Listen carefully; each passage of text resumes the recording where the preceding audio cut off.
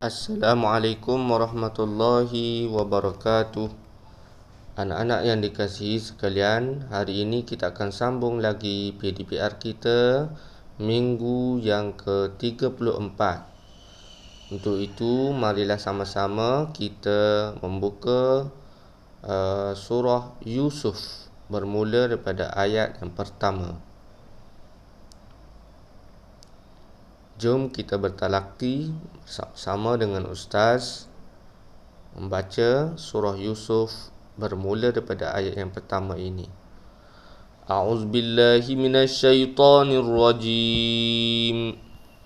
Bismillahirrahmanirrahim. Alif Lam Ra.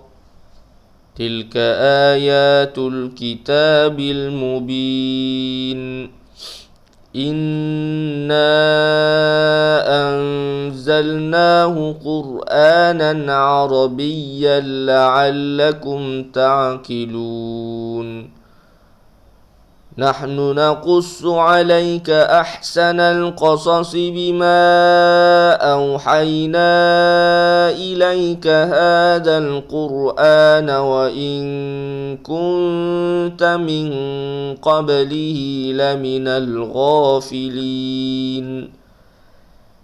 إذ قال يوسف لأبيه يا أبت إني رأيت 11 كوكبا والشمس والقمر رأيتهم لي ساجدين قال يا بني لا تقصص رؤياك على إخوتك فيكيدوا لك كيدا إن الشيطان للإنسان عدو مبين وكذلك يجتبيك ربك ويعلمك من تأويل الأحاديث ويتم نعمته عليك وعلى آل يعقوب كما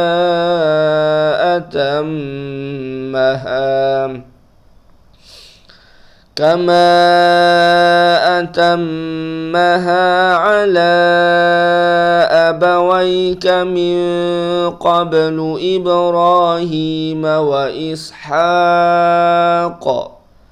إن ربك عليم حكيم لقد كان في يوسف وإخوته آيات للسائلين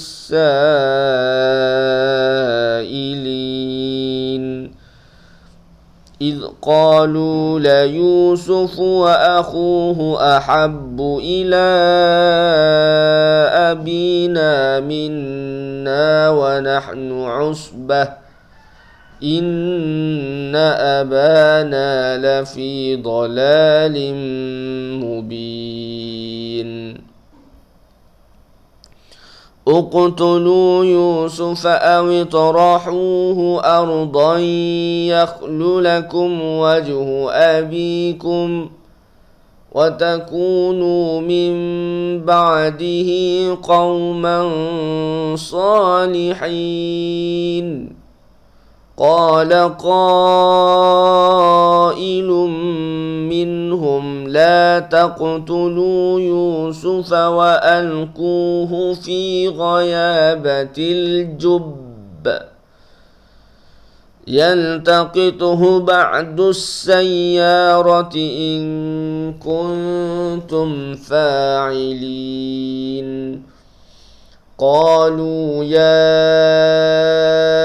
أبانا ما لك لا تأمنا على يوسف وإنا له لناصحون أرسله معنا غدا يرتع ويلعب وإنا له لحافظون قال إني ليحزنني أن تذهبوا به وأخاف أن يأكله الذئب وأنتم عنه غافلون قالوا لئن أكله الذئب ونحن عصبة إنا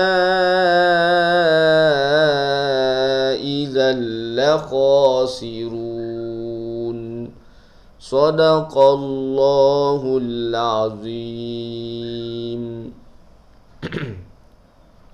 Sadaqallahul Azim. Anak-anak, kemudian kita cuba lihat beberapa hukum tajwid yang perlu kita ulang kaji pada surah ini.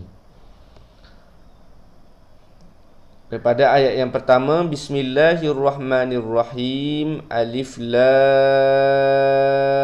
Ra. Di situ kita kena baca dengan bacaan yang panjang, ya. Lam itu 6 harakat. Tilka ayatul kitabil mubin. Di situ tidak ada nun mati, tidak ada tanwin. Ayat yang kedua, cuba perhatikan. Inna anzalnahu. Anzalnahu, di situ ada nun mati. Anzalnahu, nun mati. Selepas nun mati huruf zai. Apa hukumnya? Hukumnya ialah ikhfa hakiki, kerana huruf zai salah satu daripada huruf-huruf izhar halki yang 15. Jadi hukum di sini ialah maaf. Bukan izhar halki, ikhfa hakiki. Nun mati bertemu dengan zai, hukumnya ikhfa hakiki. Bacaannya mesti dengung, ya. Kemudian yang kedua, Qur'anan Arabiyya. Qur'anan Arabiyya. Di situ tanwin, selepas tanwin ialah huruf ain. Jadi kita sebut tanwin bertemu dengan ain. Hukumnya ialah izhar halqi. Izhar halqi. Apa maksud izhar? Maksudnya jelas. Izhar itu bermaksud jelas, nyata. Jadi kita perlu jelaskan, kita perlu nyatakan bunyi tanwin. Arabiyan. Arabiyan. Tanpa kita dengung. Arabiyan. Qur'anan Arabiyan. Qur'anan Arabiyya. Kemudian itu yang kedua, izhar halqi. Yang ketiga, Arabiyyal la'allakum. Arabiyyal la'allakum. Hujung ni Arabiyyan ada tanwin. Selepas tanwin la, la'allakum, huruf lam. Apa hukumnya? Hukumnya ialah idgham bila gunnah. Idgham bila gunnah. Kenapa idgham bila gunnah? Sebab lam termasuk daripada huruf idgham bila gunnah. Tanwin bertemu dengan lam, hukumnya idgham bila gunnah. Bacaannya ialah tidak boleh dengung dan kita masukkan tanwin ke dalam huruf lam. Arabiyyal terus masuk ke dalam huruf lam. Berapakah huruf idgham bila gunnah? Ada dua, iaitu lam dan ra. Okey. Wa in kunta. Yang ni Ustaz tak nak sebut sebab dah banyak kali kita ulang. Kerana dua-duanya ikhfa hakiki. Lihat satu lagi kat bawah ni. ahada asyara kawkaban wasyamsa. Ahada asyara kawkaban wasyamsa. Okey, di sini ada tanwin. Selepas tanwin huruf waw. Hukumnya ialah idgham ma'al gunnah. Idgham ma'al gunnah. Berbeza dengan yang tadi, idgham bila gunnah. Idgham ni maksudnya kita memasukkan tanwin ke dalam huruf selepasnya. Kalau tadi tanwin masuk kepada huruf lam, yang ni pula ialah tanwin kita masukkan ke dalam waw. Sama saja, tapi bezanya yang tadi dua tadi, lam dan ra tadi tanpa dengung. Kita tidak boleh dengung. Yang ni masuk kepada huruf waw, kita kena dengung. Maksudnya kita baca kawkaban wasyamsa. Terus masuk kepada waw bersama dengan dengung. Berapa hurufnya? Ada 4. Huruf idgham ma'al gunnah ada 4. Ya, waw, mim, nun. Jadi apabila nun mati ataupun tanwin, selepasnya 4 huruf ni, kita tidak boleh, kita kena dengung. Bacaannya kena dengung. Kalau tanwin ataupun nun mati, selepasnya lam dan ra, kita masukkan ke dalamnya tanpa dengung. Tidak boleh dengung. Idgham bila gunnah tidak boleh dengung. Idgham ma'al gunnah kita kena dengung. Okey, baik.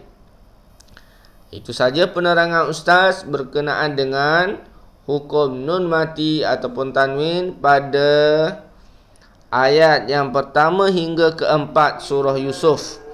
Seterusnya Ustaz mahu kamu cari hukum nun mati ataupun tanwin pada muka surat 236 ini. Tengok. Qala ya bunayya la taqsus ru'yaka. Sampailah kat bawah ni, cari 5 contoh hukum nun mati ataupun tanwin. Itu saja latihan kamu pada hari ini. Carikan 5 contoh, kemudian tulis di dalam buku tulis apa hukumnya dan kenapa dikatakan hukum tersebut. Contohnya izhar al-ki. Kenapa kamu kata izhar al-ki? Okey, tulis di situ. Di situ contoh yang kamu berikan itu, contohnya nun mati bertemu dengan alif. Contohlah. Okey, jadi carikan, kemudian nyatakan hukumnya dan nyatakan sebabnya kenapa. Okey, saya harap kamu dapat buat latihan itu dengan baik. Dan moga-moga kamu dapat mempelajari sesuatu pada hari ini. Sekian dulu pengajaran Ustaz. Assalamualaikum warahmatullahi wabarakatuh.